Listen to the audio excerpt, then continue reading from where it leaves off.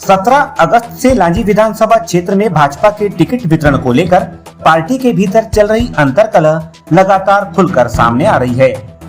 19 अक्टूबर को लांजी के पूर्व विधायक और पूर्व भाजपा जिला अध्यक्ष रमेश भटेरे द्वारा लांजी में बुलाए गए जन आशीर्वाद सम्मेलन से इस बात का अंदाजा आसानी से लगाया जा सकता है कि रमेश भटेरे आगामी चुनावी रण में निर्दलीय प्रत्याशी के रूप में चुनावी मैदान में अपनी किस्मत आजमाएंगे। गुरुवार को लांजी में रमेश भटेरे द्वारा आयोजित किए गए जन आशीर्वाद सम्मेलन के दौरान लांजी भाजपा के चारों मंडल के अध्यक्षों के अलावा किरनापुर जनपद अध्यक्ष राणा कल्याण सिंह सहित अन्य भाजपा पदाधिकारी कार्यकर्ता सहित उनके हजारों की संख्या में समर्थक मौजूद रहे। हालांकि रमेश भटेरे ने निर्दलीय चुनाव लड़ने को लेकर कुछ नहीं कहा, लेकिन उनकी चुप्पी ने यह जता दिया है कि वह पार्टी के टिकट वितरण के निर्णय के खिलाफ हैं। इस दौरान रमेश भटेरे ने मीडिया से चर्चा में कहा कि 2 महीने पूर्व भाजपा के द्वारा किन विचारों और किन लोगों के द्वारा टिकट वितरण को लेकर जो निर्णय लिया गया है उसकी जानकारी उन्हें नहीं है। उन्होंने आगे कहा कि वह चुनाव लड़ेंगे या नहीं, इस पर एक बार पुनः विचार कर पार्टी से चर्चा करेंगे और फिर फैसला लेंगे। भैया, आज जिस तरह से आपने जन आशीर्वाद सम्मेलन का आगाज किया और इसके बाद चुनाव के विषय में क्या मन बना, कैसा आपको प्रतिसाद मिला जनता का? देखिए, मैंने अभी अपने उद्बोधन में भी कहा है और मैं शुरू से ही कह रहा हूँ, मुझे किसी प्रकार की कोई अधीरता नहीं है, किसी प्रकार की कोई जल्दबाजी नहीं है।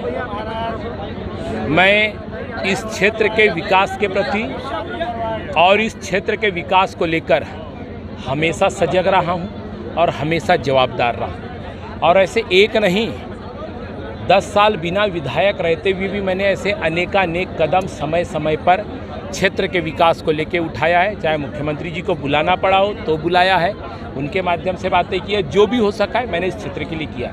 चूँकि लोकतंत्र में हर 5 साल में चुनाव अपनी एक परिपाटी है, जनता के बीच में विश्वास मत अर्जित करना है। 5 साल से मैंने पूरी भरसक कोशिश किया, पूरी भरपूर मेहनत किया कि हर हाल में इस बार हमें लांजी में चुनाव को जीतना है। लेकिन 2 महीने पूर्व हमारी पार्टी ने जो निर्णय लिया, जिस तरीके का निर्णय लिया, वो निर्णय आप सबके सामने है। मुझे बिल्कुल नहीं पता कि किन विचारों के कारण से और किन लोगों के कारण यह निर्णय हुआ, मुझे इस बारे में बिल्कुल नहीं पता है।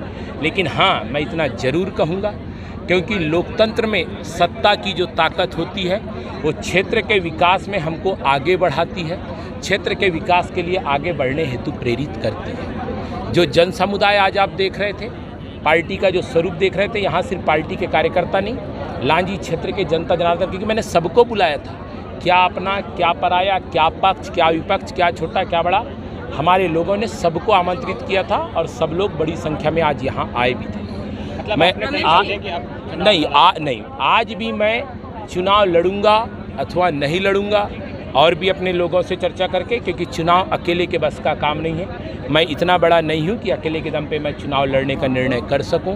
सामूहिक निर्णय मैंने कुछ दिन पहले कार्यकर्ताओं से पूछा था, आज जनता के बीच में भी अपनी बात रखा है, जनता के बीच में भी अपनी चर्चा किया है और भी अन्य लोगों से चर्चा करके अपनी पार्टी से निवेदन करूंगा, आवेदन करूंगा कि एक बार पुनर्विचार लांजी विधानसभा सीट पे करे और नहीं तो उसके बाद एक बार फिर और वरिष्ठों से राय करके जो होगा फिर आगे कदम बढ़ाएंगे। यदि पार्टी अपना निर्णय नहीं बदलती है और राजकुमार कर रहे जी की टिकट वापस नहीं होती है, ऐसी स्थिति में आपका क्या निर्णय होगा? क्या आप भाजपा का साथ देंगे राजकुमार कर रहे जी को जिताने के लिए? देखिए, भाजपा शब्द की तो जहाँ तक बात है, मैं भी भाजपा हूँ, मैं भाजपा से बाहर नहीं हूँ। यदि मुझे लड़ना भी पड़ा निर्दलीय रूप में, यदि लड़ने की स्थिति बनी भी तो भी मैं चुनाव के बाद भाजपा के साथ हो सकता है पार्टी मुझे निष्कासित कर देगी यदि मैं निर्दलीय लड़ूंगा, लेकिन मेरे कार्यकर्ता भाव को निष्कासित पार्टी कभी नहीं कर सकती और मैं हमेशा कार्यकर्ता भाव के साथ पार्टी के भीतर हूं। यदि निर्दलीय चुनाव भी लड़ा और यदि चुनाव लांजी की जनता ने मुझे जिताया तो भी भारतीय जनता पार्टी और शिवराज के लिए। ये जनचर्चा मुझे आप लोगों के माध्यम से पता चल रही, बाकी मेरी तरफ से अभी तक ऐसा कुछ भी नहीं है और कोई दूसरी पार्टी ज्वाइन करने का इस समय रमेश के लिए और इस जन्म में संभव नहीं है। जी, धन्यवाद। बहुत बहुत आप चल